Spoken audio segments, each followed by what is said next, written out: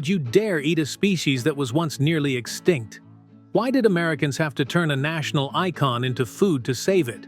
How did a wild animal, one that can't be domesticated, become a new star in the clean meat industry? And would you believe, the more people eat bison, the more their future is actually secured?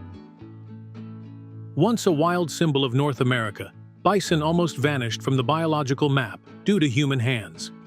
Now it's those same humans who are bringing them back by putting them on the dinner table. In this video, we'll explore what makes bison completely different from regular cattle. Why are more and more farms switching from raising cattle to raising bison, even though they are hard to control and can't be domesticated?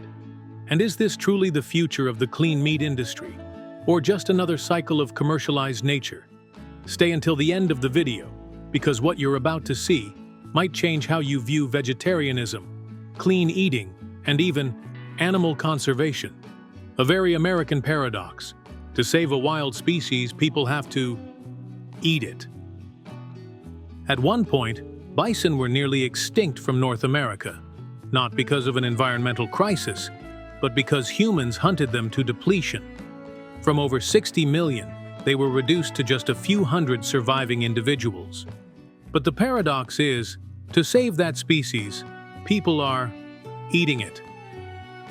Today, bison meat is no longer a rarity.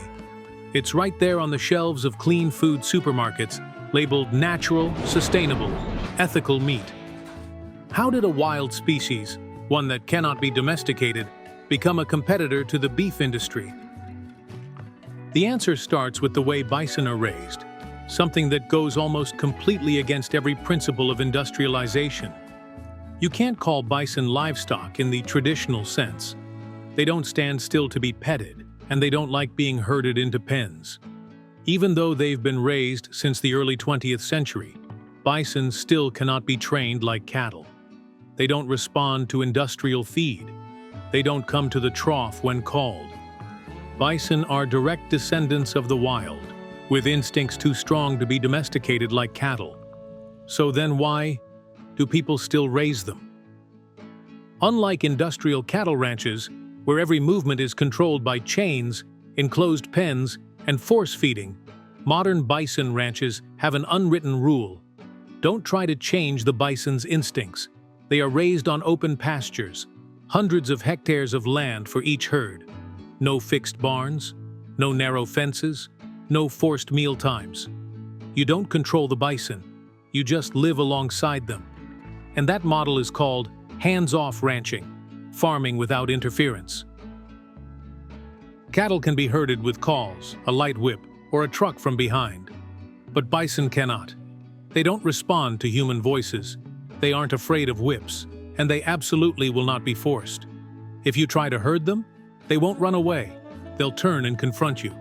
There have been cases of bison flipping pickup trucks, tearing down steel fences, and causing severe injury or death to ranchers.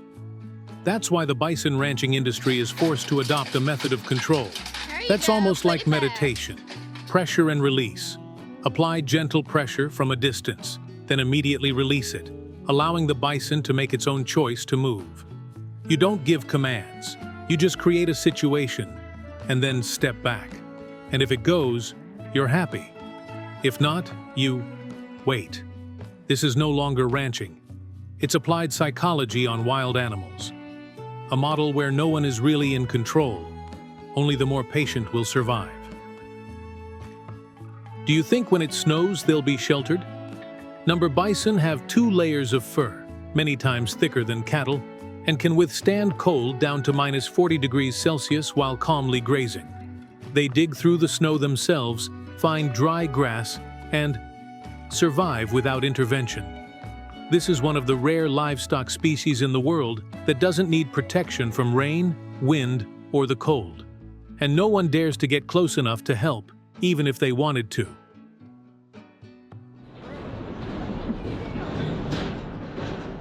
Something incredibly interesting here is that bison are too wild to be vaccinated, too aggressive to be confined for hormone injections.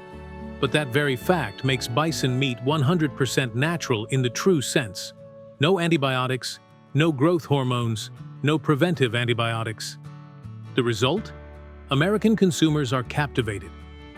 While the industrial cattle industry is heavily criticized for using hormones and causing high methane emissions, bison stand out as a pristine, all-natural option that doesn't require lengthy certifications. Is there any meat cleaner than meat from an animal that's never been injected with anything? Raising bison isn't just about keeping them alive. It's also about bringing an entire ecosystem back to life. You could call bison ecological plows. When a herd of bison moves, they don't graze like cattle. Instead, they trample down old grass, churn up dry soil, leave behind loose, dry dung, and then continue moving. This very cycle helps regenerate root systems, revitalize the topsoil, allowing the grasslands to recover naturally without fertilizer. And did you know that bison dung has incredibly unique characteristics? It's drier and looser than cattle dung, less smelly, less ammonia, doesn't smother the soil. And it's distributed evenly along their migration paths, not accumulating in dead spots like cattle ranches. And it doesn't need to be cleaned up, because the dung decomposes naturally and becomes perfect nutrition for native grasses. No need for tillers, no need for chemical fertilizers, no need for modern irrigation systems. Bison improve the land by living true to their wild instincts. That's something no cattle can do, because cattle stay in one place, eat the land bare, and create barren dead patches. Many studies also show bison help the soil retain carbon better than cattle, because they help native grasses grow, prevent erosion, and truly restore grasslands. In many states like South Dakota, Montana, or Colorado, bison ranches are not just places for raising animals.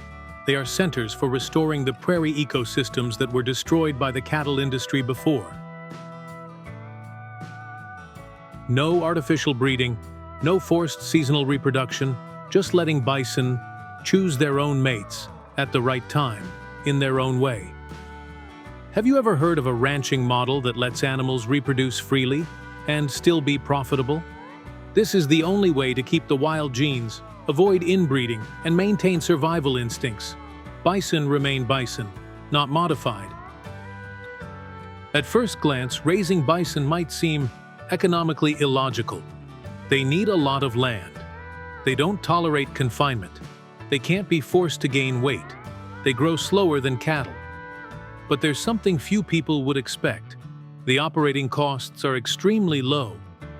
Ranches don't need feed storage barns, no regular vaccinations, no major disease treatment costs. A herd of bison is left for nature to manage, and that's precisely how costs are optimized.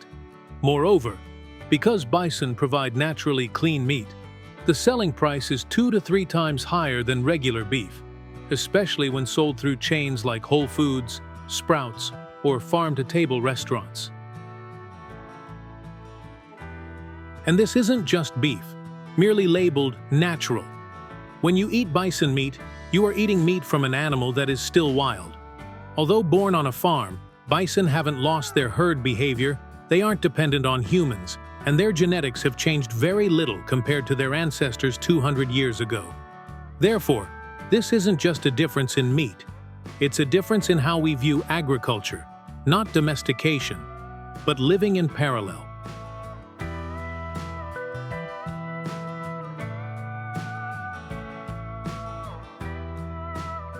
That's why many people believe that raising bison could be the future of American-style ecological agriculture. But this parallel existence only persists if there are buyers. Here's a paradox. To conserve a wild species, humans have to put it on a plate. Someone has to be willing to pay for each cut of meat for there to be a reason to maintain the herd. Is this truly a sustainable model to maintain this paradoxical conservation? And what really keeps this paradox alive? We will explore that in the next section, where bison meat is no longer on the ranch, but has reached the dinner table, labeled clean, and has become part of a new consumer culture. Meat with a story. Meat must have a story. That's the new criterion for a segment of American consumers over the past decade. They don't just want to eat well, They want to eat right. To eat meat with clear origins, that wasn't killed indiscriminately, doesn't cause pollution, and isn't hidden behind indifferent industrial assembly lines. And in the list of meats that meet these criteria, bison is emerging as a new symbol. In supermarkets like Whole Foods, Sprouts, or even some special Costco stores, bison meat is often in its own section. Carefully packaged, labeled, grass-fed bison, no hormones, no antibiotics, born wild. The price? At least 30 to 40% higher than organic beef, and potentially 2 to 3 times more than regular beef. But people still buy it. Because this is more than just meat. It's a packaged lifestyle. A statement: I don't support industrialization. I eat something that aligns with ecology, and I contribute to conservation. It sounds ideal, but when ethics and the market sit down at the table together, there's a strange truth. Precisely because bison are a wild species, every cut of bison meat carries the feeling of true naturalness. No cramped pens, no chains, no injections. Consumers love that and are willing to pay for it. But because of that, every bison that dies is a wild-gened individual being taken away.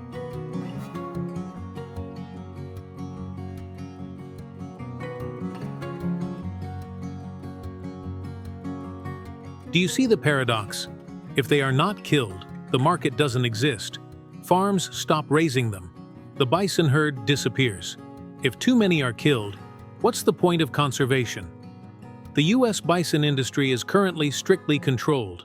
Ranches only harvest a small percentage of the herd each year, maintaining the herd structure, with no confinement and no mass artificial breeding intervention like with cattle. But this leads to a bigger question. Is conservation through consumption truly conservation? Or is it just a naturalized version of consumerism?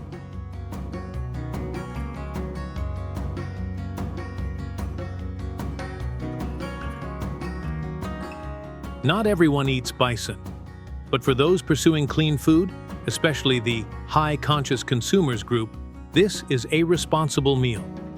Many people eat bison for health reasons, up to 30% less fat than beef, rich in iron and vitamin B12, low cholesterol levels. But some others choose bison for ethical reasons, better than factory beef. At least they lived free, shared a consumer in Colorado. Here, freedom before death becomes part of the meat's value. Bison weren't forced to live, so dying is less of a sin. An argument that sounds very American, very typical of how everything is marketized, even conscience.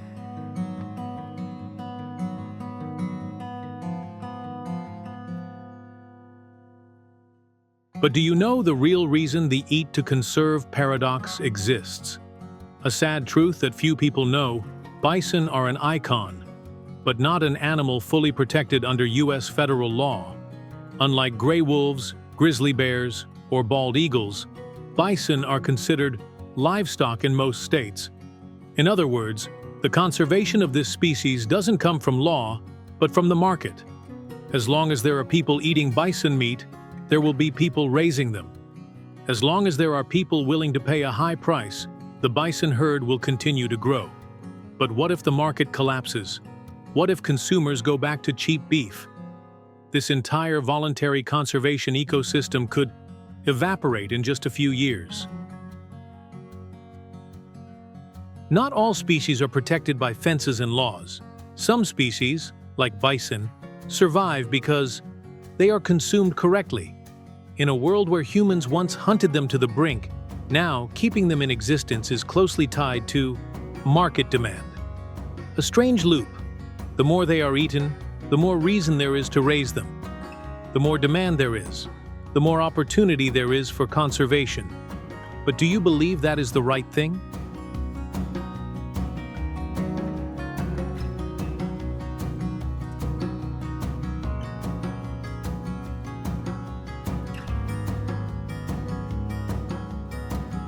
Does a species that only exists if it brings profit truly exist? Are we protecting nature or just redefining control over it? You can look at a piece of bison meat as a sustainable solution, or as another symbol of compromise between ethics and profit, between conservation and consumption. Please leave your thoughts so we can discuss.